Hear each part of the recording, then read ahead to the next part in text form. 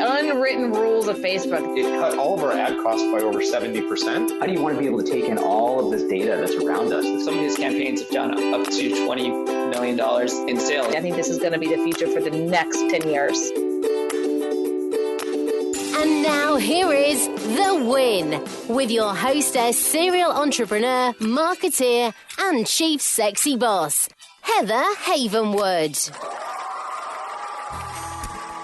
Look, our whole world revolves around our iPhone, iPad, Droid. You know, they say we look at our phones on average 150 times a day. And if you're a small business and want to actually grow, you need to reach people where they're looking at and listening the most, their smartphones. See, marketing via text messaging is a great way to start, and it's super easy. Just text the word START to 72,000 to learn more about my friends at Mobit. They're marketing experts, and they will show you how to use text messaging for your business and to get more leads and convert them amazingly. Again, text the word START to 72,000. Again, that's text the word START, S-T-A-R-T, to 72,000. Hi everyone, welcome to The Win with Heather Havenwood, and today I am interviewing, someone I'm very excited to have on the line today. Stephen, are you there? Yes, I am here. Thank you, and you have this amazing voice. You have a great voice, like, Stephen, I'm here. You know, you're like, I'm here, I'm present. And so I want to introduce you who I'm talking to today. It's Stephen Woessner. Did I say that right, by the way? Woessner, the O is silent. The O is silent. Okay, great. So it's Stephen Woessner is CEO, Productive ROI, and the host of the brilliant Onward Nation podcast, which I have been a guest on, which I'm very excited. That's why I'm so excited to actually interview him. And he's got some cool things to talk about in the podcasting world he's diving into. He's the author of 2 best-selling books, and he's writing a third, The Small Business Owner's Handbook to Search Engine Optimization and Increase Online Sales Through Viral Social Networking. His digital marketing insights have been featured in Success, Forbes, Entrepreneur, The Washington Post, Inc. magazine, and more. His agency blends education in very transparent ways for clients. Thanks for being here, Stephen. I'm excited to be here. Well, I'm excited to be here as well, and thank you very much for the kind invitation. That was awesome. Oh, you're welcome. Actually, I love that. It is an invitation, right? It really is an invitation to have a conversation, and everyone gets to listen in on a little conversation. So you started in the agency world, but you've really broadened that. So let's start with your latest project. And we talked about you have 2 best-selling books, but you're going on your third, and you're in the middle of that writing. So let's talk about what that new book is going to be. Well, so it's titled Podcasting for Profit, and really kind of the genesis of it was back when we launched Onward Nation, which was June 15th of 2015. So we just hit our 1-year mark a few weeks ago, and because we've had some really incredible guests like you and others on our show, and so we've enjoyed this 12 months of success. But within the first 4 weeks of having Onward Nation live, we had a couple of guests come to us and say, "Hey, could you do that for me?" And I'm like, "Do what for you?" They're like, "Could you build me a podcast, dummy?" And we're like, yeah, I think we can. And so we did. And now a smart business person, Heather, somebody who really likes to win, would have said, "Gosh, you might be onto something there." But I didn't do that. In fact, I just completely sort of ignored the opportunity, even though those 2 projects went well. And we went back to our core business at Predictive ROI. And then a few weeks later, about a couple months later, actually, one of those guests who we had built a podcast for said, "Look, the podcast you built for me is awesome. Your podcast, Onward Nation, is awesome. Why in the world are you not doing this for more clients, for more businesses?" And I'm like, "I don't know." He's like, "Well, that's a really dumb answer, right?" And I mean, that's really kind of dumb. And I said, "Okay." And this particular guest is also now a client, but also one of my mentors and dearest friends, Drew McClellan from the Agency Management Institute. And so he said, "Look, you need 3 packages." And he helped me break them down as a good mentor does and put prices to them and so forth. And he's like, "Now get out there and reach out to other guests and see if they would have some interest, because what you're doing is really interesting and special. It's more than just a podcast. It is a sales generating podcast." I'm like, "Okay." And then Providence set in. because on November 17th, I interviewed Wendy Keller, who is my rock star agent. She wasn't my agent at the time, but she's a rock star literary agent. Interviewed her, and she said, "Why are you doing this?" And I said, because, at some point want to build a platform, launch a book, third book and this kind of stuff. She says, "So what's the book going to be about?" And so I told her, and she goes, "No, don't write that book." And I said, "Okay." And she goes, "Instead," and then I can hear her tapping in the keyboard, and she's bringing up Amazon data that only she has access to. She goes, No. Here's where the opportunity is. You need to write a book about what you're doing with the podcast. And I said, "Oh." She goes, "Yep. Let's call it Podcasting for Profit." And I said, "Oh." And so after that, I got busy on the sales piece. And within about 6 or 7 weeks, we sold $223,000 worth of podcasting related services to close out last year. Now we're scaling the team. And because as we're scaling sales, we need to scale the team to where in the next 12 months, we'll do about $2 million in podcast related services, all because of the advice we got from Drew. And then the book idea that we got from Wendy in that interview. And now the book, Podcasting for Profit, will essentially be the world's greatest compendium of not only how to create a podcast and how to launch a podcast and how to market a podcast, but also then how to generate revenue from a podcast for a business-to-business service firm that doesn't involve like selling ads and sponsorships, this and that. Not that that's bad, but there is a deeper monetization model behind it. It's going to be awesome. Wow, that sounds great. So I want to read it. Let's do that right now. No, I'm just kidding. I'm excited. I'm like, oh my God, where do I get a copy? You've sold me. But you're absolutely right. I mean, here we are talking, and we're in 2016. I agree with you. First of all, I think podcasting has changed a lot, and I think it's gotten deeper. And I agree with you. There's other opportunities in the model of just sponsorship. It's way deeper than that, I think, because it's an intimate conversation. People are listening to us while they're doing whatever they're doing in life, driving, riding a bike, whatever, and there's an intimacy to it, So I agree with you. I think it can definitely go to local sales as well. That's kind of an untapped market. So that's interesting. You went backwards. So first of all, there's a couple things you said. One, she went backwards, meaning she looked for what was hot or what was going on with some data that you and I don't have privy to. And I'm sure Amazon's got some amazing data in the world of books. And then she went backwards and said, let's do this based on what you're doing. And then she created it. And I think that is how you create great products. That's how you create great books. And so you almost already have a #1 bestseller without you haven't even finished it yet, right? Well, and that's the value. I know that your topic that you're building your show around, your podcast around, particularly this episode, is about winning. Well, you can increase your chances or probability of success when you work with a mentor who has done it before, who understands it. She has sold over 1,500 manuscripts. 16 of them have become bestsellers. And it really makes it sound like I'm kind of gushing on my agent here, but Wendy is an expert. And so when she says, "Hey, I think the opportunity is over here," I would be silly. I would be foolish to not say, to not listen. Okay, then let's do what you said. I mean, it makes sense to follow the path because she's been down that road so many times. Yeah, follow the path of the mentors. I mean, that's really the people that have been there before. I think a mentor of mine said once, you want to ask someone, have they done the thing before at least 3 to 5 times, and have they skinned their knees and failed more than once? And it's so true. It's through her 1,500 manuscripts. Not all of them made bestsellers. She's gone through that process. So let's go back to you. And predictive ROI has now altered. You've now sold, I believe I heard you say, over $200,000 in sales and podcasting related services in a year, in less than a year. So tell us more about that.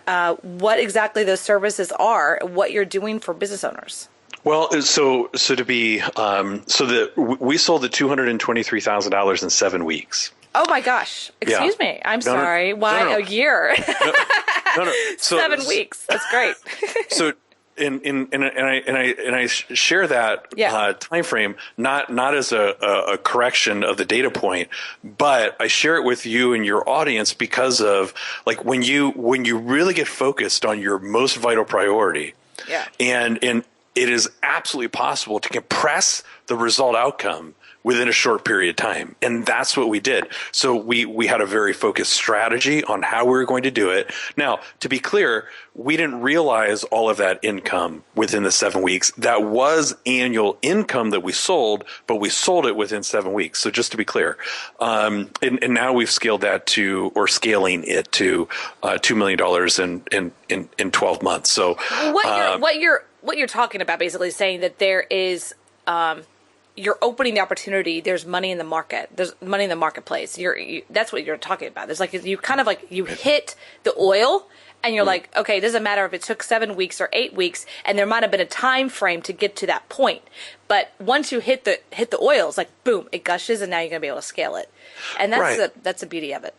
Well, in like one of my other mentors, Darren Hardy, former publisher of Success Magazine, has said to me, a number of different times, it's like, you build the oil rig and you keep drilling and drilling and drilling until you hit oil, and you suck out every last drop before you move the rig. He goes, most business owners make the mistake of drilling and then they stop 3 feet from gold, that old story, and drilling and stop, moving the rig, drilling and stopping, moving the rig. He goes, no, you keep on drilling. There's oil there, and you keep on going until you find it, and you suck out every last drop. And that's exactly what we're doing. We're going an inch wide and a mile deep. That's a few things you just touched on. One, I'm from Texas, and my dad was an oil man, so I completely relate to that. But the other thing is going deep. And one of my mentors talked about going deep. So let's go deep into your current services podcast. Let's go deep. Let's go there. Okay. So, there are a number of different providers, vendors, whatever, that you can work with to record your audio, to create show notes. And those are all valuable services. And that is indeed a part of what we do. But it's deeper than that. And so we help a client take a podcast episode and leverage it potentially across 9 different platforms. Like, how do we take that one audio file and create a series of Facebook posts out of it that is relevant? How do we turn that into kinetic typography so that you can build a rockin' awesome YouTube channel? How do we take that audio and turn it into an amazing blog post that is optimized, so now you're bringing more traffic, to your website that's relevant around that particular topic? And so there's a variety of ways just to leverage the content, beyond just the audio. But then even beyond that is we create a monetization strategy right from the very beginning that is all based on the avatar of who that client wants to be working with. And then we create a strategy around how to get those clients, those prospective clients, to be guests on that podcaster's show. Because as you talked about, conversation, intimacy, there's nothing more intimate really than a 60-minute one-on-one conversation with you and your ideal prospect. You go way beyond the gatekeepers. It becomes your Trojan horse of sales. And if you could do a good job and follow the process and the framework that we've created, and then warm that person up on social media after their episode airs, you create unbelievable relationship opportunities. Now, is there a process to it? Yes. Is it complicated? Yes. Does it require strategy and thoughtful planning? Yeah, it does. But it is possible to take a podcast and make it so much more than just a podcast. No, that's really hot. And let's talk about the sales process. So what you're laying out is a sales process. And I would insert, it's complicated, but it's not. It's simple inside a complication, because there's a process. It's like progress marketing, right? It's just taking people from suspect to prospect to closing the sale, and through the different mediums that we have today and the different 9 different channels that you're talking about, are up to 9 different you said 9 different channels possibly, to be able to repurpose the content and then be able to warm them up. Now, one thing that you did say that I find really interesting, I'm actually asking you a question, is you said get your prospect to be the guest. That was interesting. So can you give us an example? I'm having a hard time exampling that. Now, an agency, if you're an agency, that I get. Mm-hmm. But let's say, I'm going to throw it out, you're a chiropractor. Mm-hmm. I'm throwing it out, by the way. So how would you take that? It's a local business, right? Mm-hmm. Chiropractor. And let's say he becomes a host of a podcast. How would you say get his prospects as a guest, or is that a good example? Well, No, it is a good example with a twist. It's not exactly a good example for our particular model. Go Here's ahead. why. Here's why. Tell us. Okay. Because our model is really designed for owners of business-to-business service firms who are beyond their local market area. Now, for a chiropractor, like, let's say I was a chiropractor and I wanted to do a podcast and I wanted to use that as a way to really build my practice, then I would invite, or I let's say I was going to do 4 episodes a month, so 1 episode a week. Then the recipe that I would use is 1 episode out of those 4 would be a solo cast where I share my best insights on a monthly basis about how to have preventative care, how nutrition factors into chiro, how stretching exercises can prevent injury, how chiropractic is actually a very holistic practice, and how it not just affects your back, but it affects your thinking, it affects your blood pressure, it affects your moods, it can affect your intimacy, it can affect your diet, weight gain, weight loss, and a variety of other sort of things, right? So if I was a chiropractor, I'd be delivering 1 solid rockin' awesome episode every month where I was delivering my deepest, best knowledge. And then those other 3 episodes, I would interview patients who have had very successful outcomes as a result of chiropractic treatment, whether that's in a rehabilitative state, whether that's a recovery from an accident, whether that's just ongoing maintenance and, good health, whatever. And I would do that 2 times a month. And then my final episode a month is I would interview a rockin' awesome industry expert or some other expert in the area of health, healthy living, fitness, weight loss, life balance, whatever, that would augment what I do, not compete with it. And so that's what I would do if I was a chiropractor. And then from that, I would make sure that all of my patients received an email on Tuesday about the next day's episode. So that would become part of my email newsletter, become ongoing email marketing, become part of my social presence, and all of that type of stuff. So that's how I would do it if I was a chiropractor. Thank you for that. Thank you for that. I just kind of threw it out at you, by the way. People don't understand. I just literally threw that out. So going back, and that's really awesome because you're driving a couple things. One, you're letting the local business owner state his expertise for that 1 episode. And then interviewing patients. What a great idea to interview patients. That's really awesome. The other thing I thought about, I wanted to add to it, and my boyfriend's a chiropractor, so there's definitely a self-serving there. But one of the things he'll say to me randomly, like we really will watch Arnold Schwarzenegger or something, he'll be on the TV, or John Bon Jovi, which I find fascinating. He'll say out loud, like, oh, by the way, John Bon Jovi or Arnold Schwarzenegger is a huge component of chiropractic. And I'm like, really? Like, how does he know that? For some reason, he knows all these celebrities that are just huge components of that particular kind of modality. And I thought it really interesting to me that I'm like, what would it be like to actually interview a John Bon Jovi just about his health? Right? Yeah. Something totally separate. I mean, he's obviously a rock star, but it's like, what about your health? I mean, he looks amazing. The guy's like 55 or something. He looks great. And I'm like, how's he doing that? Totally different. Well, so him having a platform, your boyfriend having a platform, would give him access to, people like that. Arnold does podcast interviews. He's been on, Tim Ferriss's show before. So, but once you build the platform, I mean, there's nothing that would prevent your boyfriend becoming known as America's chiropractor. Dr. Oz is America's doctor. Dr. Phil is America's psychologist, right? So your listeners, who are listening right now, there's nothing that prevents you from being America's whatever, insert your niche. So if your boyfriend wanted to become America's chiropractor that went beyond just the local practice where he's already in his local market, that would involve books and speaking and, being out in front of the medical community as Dr. Oz is, having a column every month in Success Magazine as Dr. Oz does, having a rockin' awesome YouTube channel. there is nothing that prevents you from doing it other than wanting to go down that path, because the tech is actually relatively easy to figure out. It's the strategy and the execution that is complicated.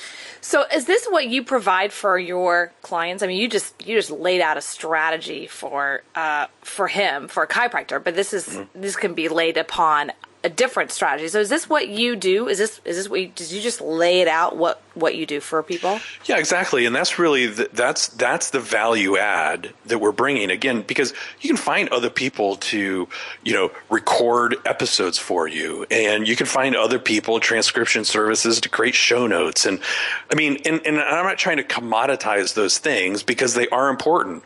And Catherine Bartlett on my team, who does the editing, she is a wizard, a magician at making bad audio sound great. And she's fantastic at doing it. My point is that the front end strategy that guides all of that stuff, it'll be, ingredients in the overall recipe. The strategy about how the podcast is not going to just, create content, but how that content is going to drive the business. That's critically important, because most podcasters stop after 7 episodes. They quit. Why? Because they don't see any results. Why? Why do people stop, their gym membership, the second week in February? Because, they lose interest, they lose motivation, they have unrealistic expectations. I didn't lose 60 pounds in 4 weeks. Duh. Right. And so being able to set somebody up with really a plan and a strategy of how this is going to generate millions of dollars for their B2B firm, that's crucial. It is also about the plan. What I hear is you actually create the plan. Let me put that into the workout routine, because I go down that road. I work out, I do fitness, right? And I've done figure modeling. So I understand what that looks like. But I recently, my boyfriend does chiropractic and weight loss, and he had a client who came in, and she came in, she's like, I'm not losing any weight. And he said, well, did you write down what you eat? And she showed it, and he's like, well, you ate a pizza, and then you ate the cheese, and then you ate cheese omelet. And she's like, yeah. He's like, was that on the list? Was that on the plan? No. Okay, you're not following the plan, so you're not going to get the results. So there's a couple elements here. You actually provide the plan to actually profit from podcasting. This is key, because I'm what I call one-time failure podcasting. This is my second round, because back in 2013, I created a Sexy Boss podcast, and it is now in the graveyard. The graveyard of podcasting. It's somewhere over at iTunes. You can check it out. There's like 3 episodes, and I stopped because I was like, what am I doing here? I don't get it. What's the whole point here? And I didn't have a plan. I didn't know what I was doing, and I didn't have a mentor. At that time, it was still kind of new, and there wasn't really a John Lee Dumas. There wasn't a you out there speaking about it. So when someone wants to work with you, what is the results they're going to get out of doing podcasting? Because I know for myself, it can seem daunting. And then what do you say about helping them get on podcasts as a guest?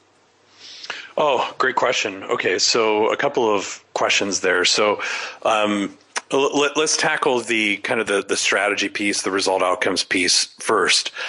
So the conversation begins with, hey, Heather, if I asked you to, sit down and create a Dream 50 list of first name, last name, email address, and business name of your Dream 50 prospects, could you do that? There's a rhetorical question. Could you do that? And then the person on, the client of ours will say, yeah, I could, or no, not really. Like, okay, let's have a conversation then, deep conversation about your avatar.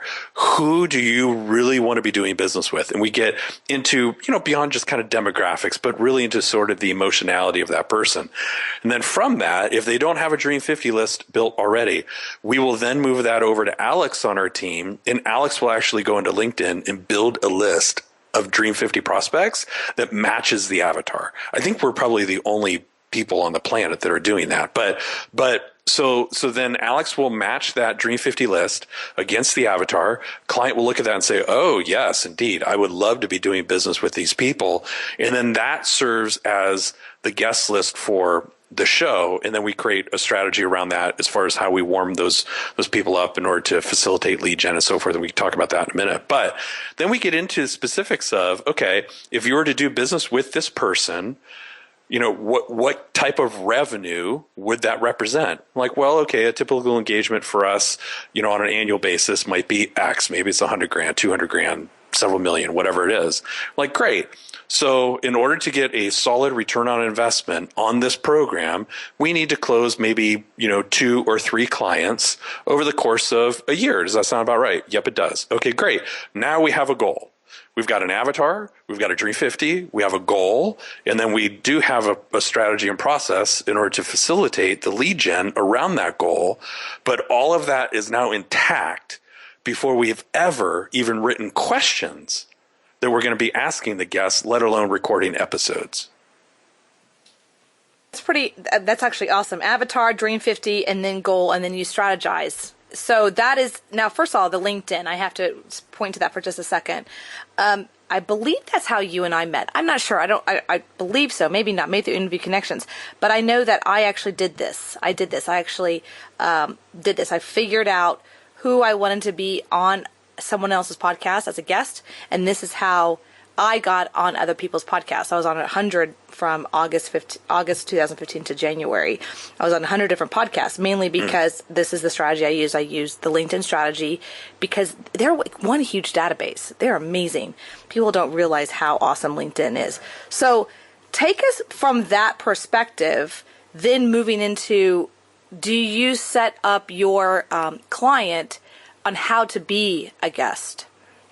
Yeah. So once they've mastered how to be a good host, and the questions and the process and the flow and so forth, and the platform is launched and we're getting traffic and we're generating some leads, and because that's the vital priority, then when they need to, let's say, maybe launch a book, further build their list, further build essentially their platform, drive more traffic to their particular shows, then getting them booked onto other shows is a great thing to do. Now we work with a partner of ours, Wendy Teal, and then she handles that, and she'll reach out to other rockin' awesome podcast hosts, and we've helped make some of those connections, and she's made a ton of connections on her own, and then she will then help some of our clients get booked on other shows.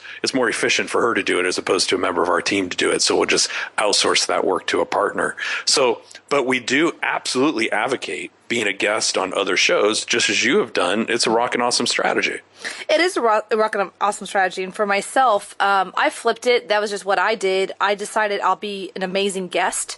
And through being an amazing guest, that was my focus for almost 6-7 months. How do I be a guest? And then through that process, I learned podcasting, right? Through that, I'm kind of going backwards. I just didn't have a mentor like you. I would have hired you, I guess. I would have hired you. I just knew that I didn't want to have a failure again. So I thought, well, how can I do it without failing? Well, let me be amazing for other hosts. Let me be hopefully a rock star guest. Hopefully I was, for you and other people. And then how can I add value? And then how can I turn that over? So now here you are. You have a client, local client. Are you taking local clients, meaning they have local business? Or are you will focus on who's your avatar? I guess my question is, who's your avatar? Who's your 50 dream list for your business podcast services? Well, her name is Sally. And, she is typically running a business of about $1 million to $30 million a year in sales. And unfortunately, Sally doesn't know a good idea from a bad idea. Now, it isn't because Sally's not smart. She's brilliant.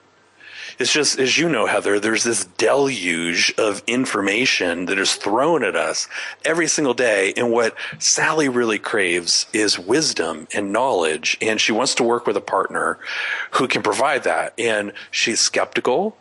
Everything sounds too true or too good to believe because she's been burned before. She, wants her family and her employees to really look at her as, wow, you're a rock solid, awesome leader. And she's in the B2B space. She owns and runs a B2B service firm. Doesn't really matter what the industry is, but it needs to be a business-to-business service firm. She could be a financial advisor. She could be a consultant. She could be a business coach. She could be a strategist. She could own an ad agency. We work with several. So as long as she's in the business-to-business service space, and she kind of emotionally fits Sally, our avatar, and she's doing business beyond her local market, then she's probably going to be somebody that we'd be really interested in talking with. And she has the sort of the mindset of really wanting to win.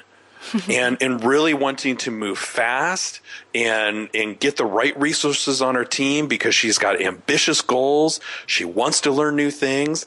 That is Sally for us, and we love Sally. We love Sally. You know, a couple things here, listeners, and I've talked about it before. I talked about it what I call the Homer Simpson as the avatar, and you have to do what you just did. You just did exactly what I talk about, which is you create a name, you create a face, you actually list out who she is, what her thoughts, her desires are, your avatar. And I say Homer Simpson because we can visualize Homer Simpson right now. We can see where he lives. You can see how much money he makes. You can see what kind of car he has. You can see how many kids he has, what his desires are. He likes to drink beer. And I'm not saying that's Sally, but you can get the essence of it. And I think it was Brian Dice, actually a digital marketer.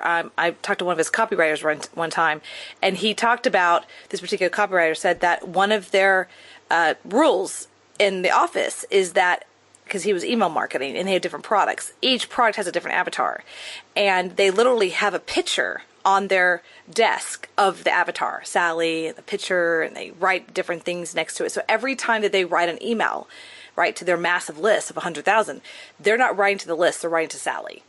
They're writing to that avatar. Like, you know, they literally visualize they're talking to their person, one person, not, 100,000 or whatever their list is. So I love that you created that. And is Sally for specifically predictive ROI services, or is it specifically for the podcasting services?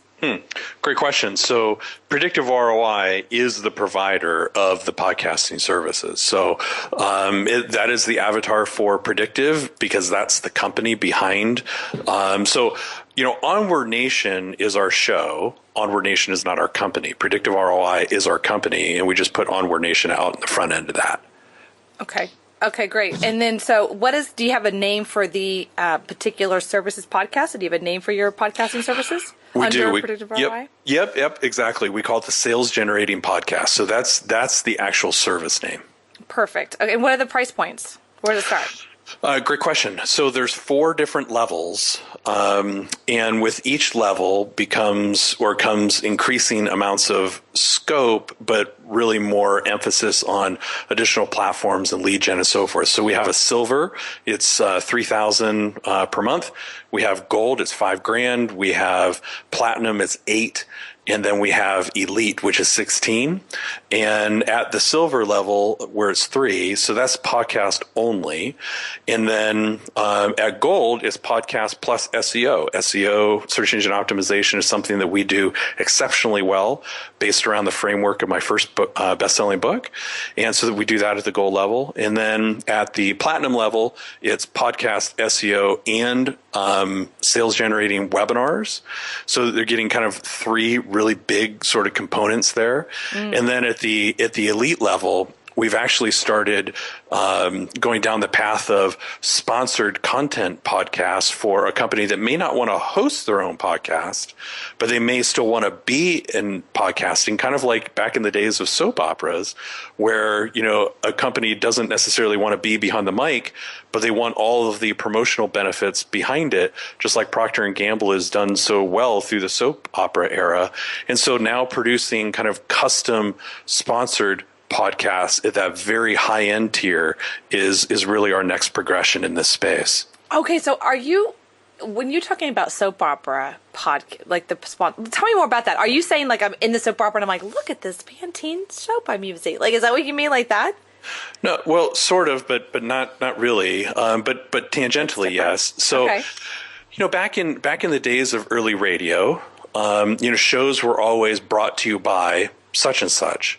And then when television first came out, and then specifically shows like soap operas came out, and so kind of a generational thing. Like I asked my team actually just this morning, I said, show of hands as to what anybody know here why soap operas are called soap operas, and nobody did. And I'm like, well, it's because that Procter and Gamble were the first sponsors. They underwrote financially, they funded those shows. So, All My Children, As the World Turns, Guiding Light, all of those shows were sponsored by consumer packaged goods companies, Procter and Gamble being one of the first ones.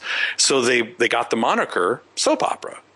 And so then it became a category. Well, now we're seeing that.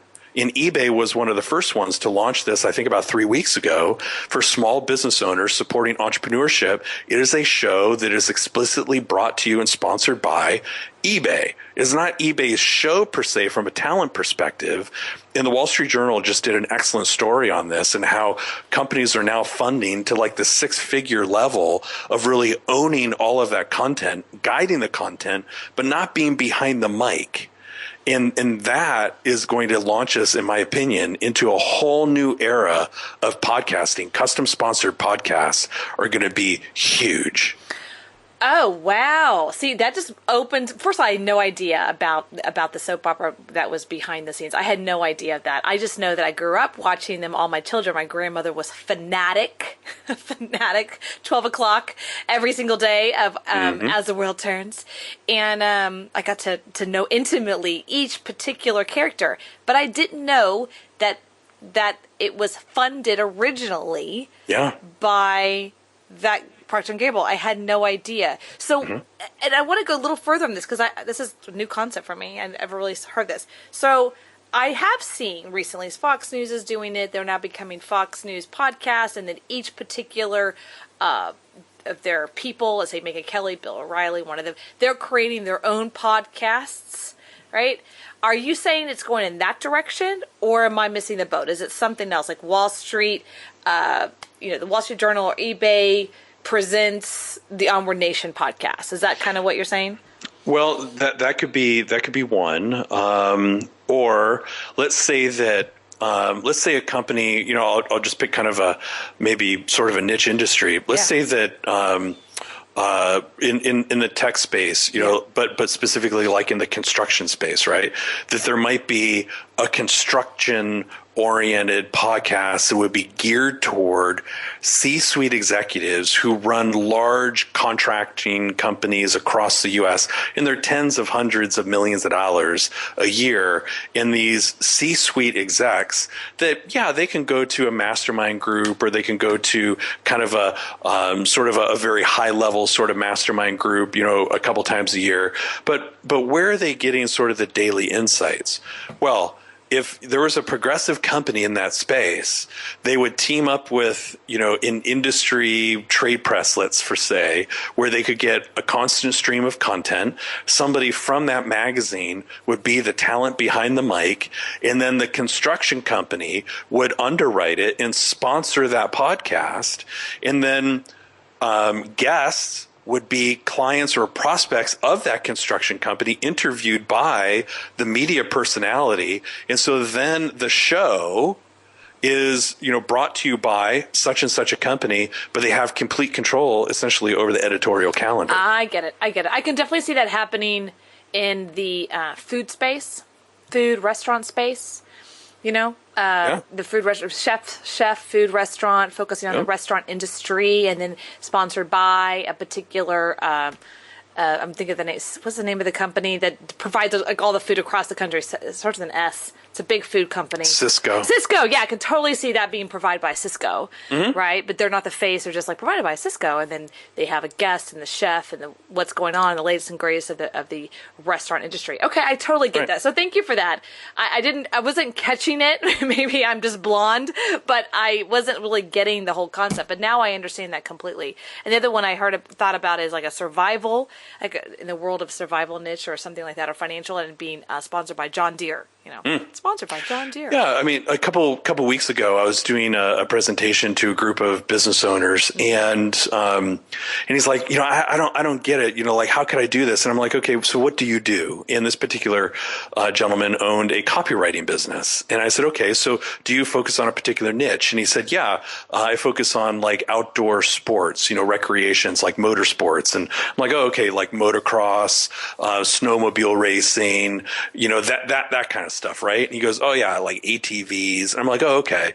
And I'm like, dude, if you are, this is such a missed opportunity. If you don't create a podcast for the enthusiasts, like the people writing that stuff, if you don't create a daily podcast for those people who can become fanatical about it and then aren't leveraging that to Arctic Cat or to Skidoo or to whomever to be the sponsors to essentially buy that show, you could become the conduit from them to your audience. And it's not just about advertising, it's about building an email list. You build that list to about 100,000 people, like you talked with Ryan and his team at Digital Marketer.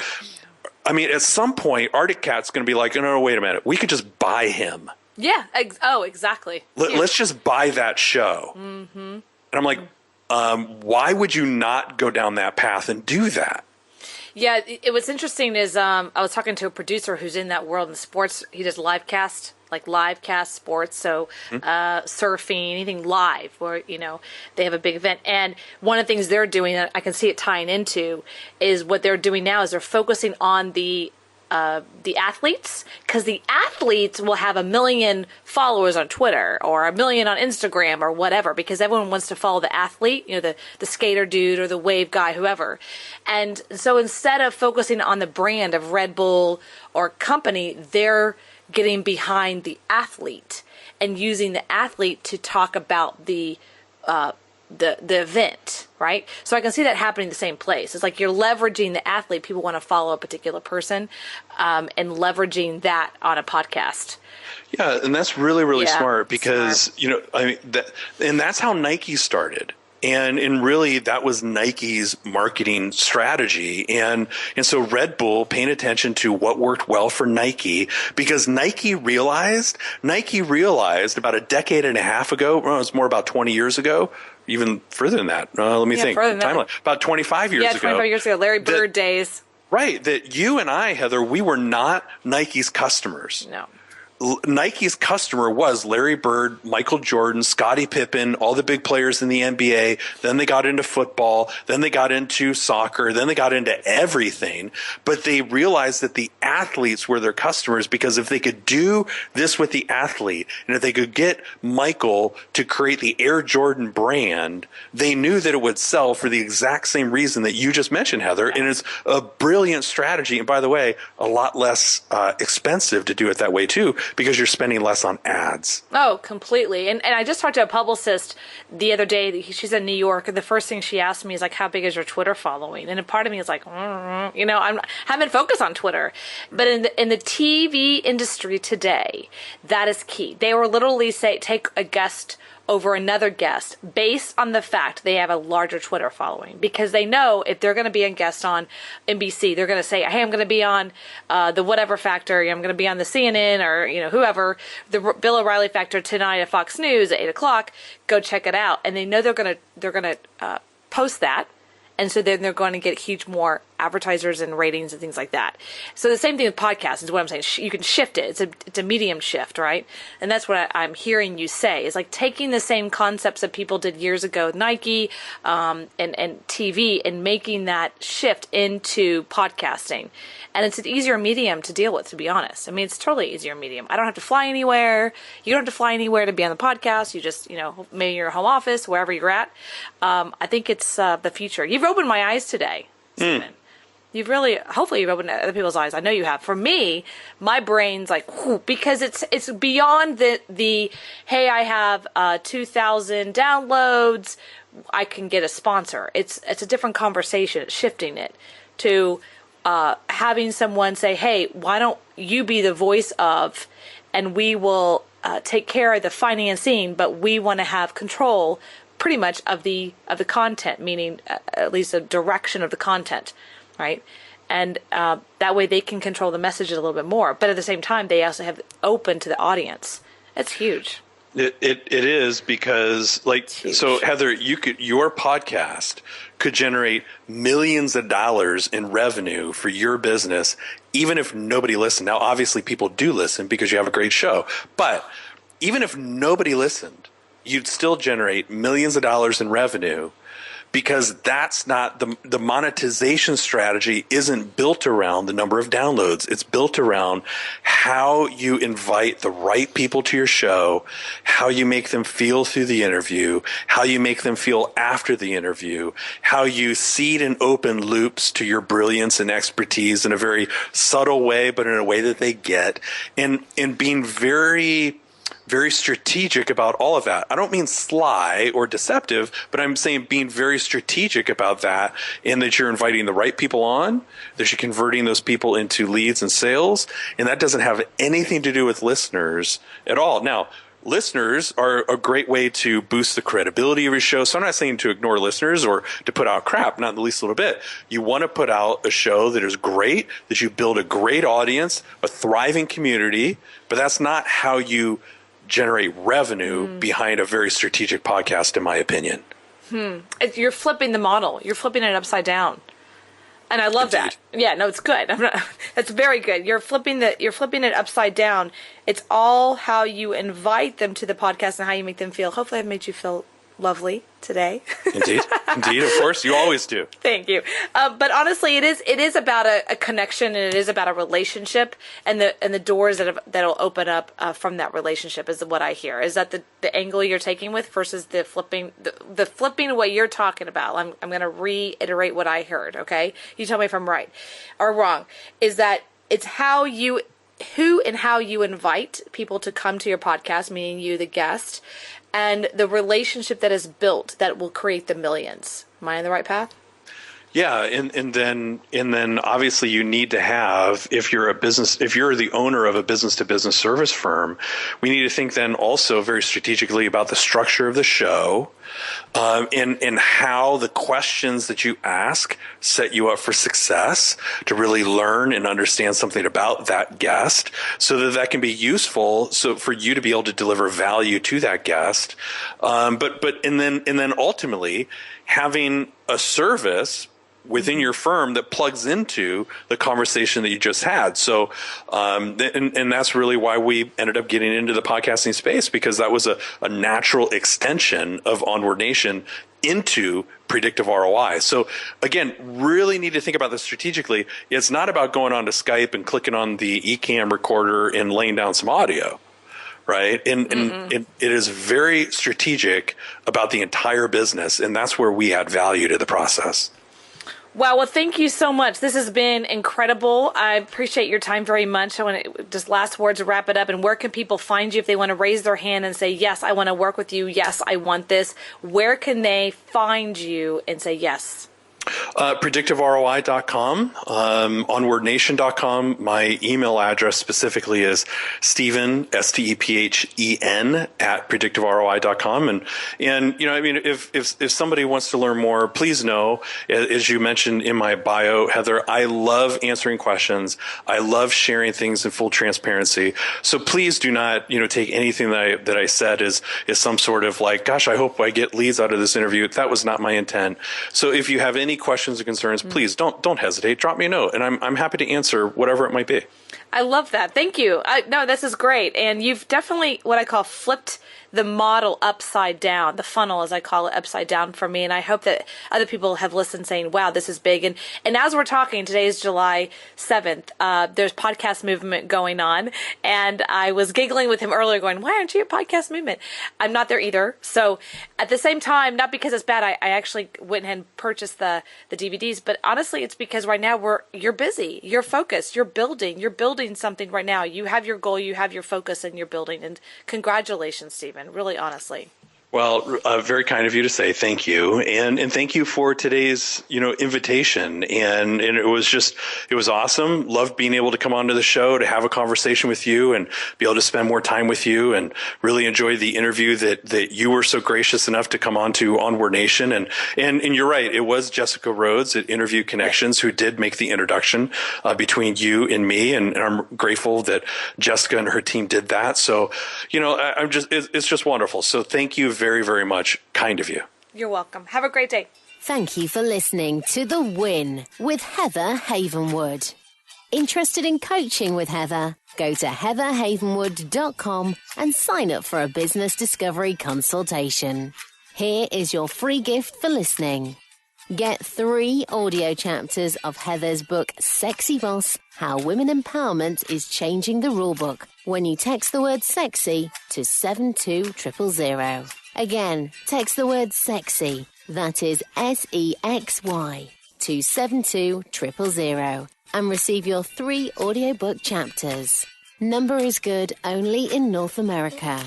For outside the USA, text sexy to +1 323 457 2288.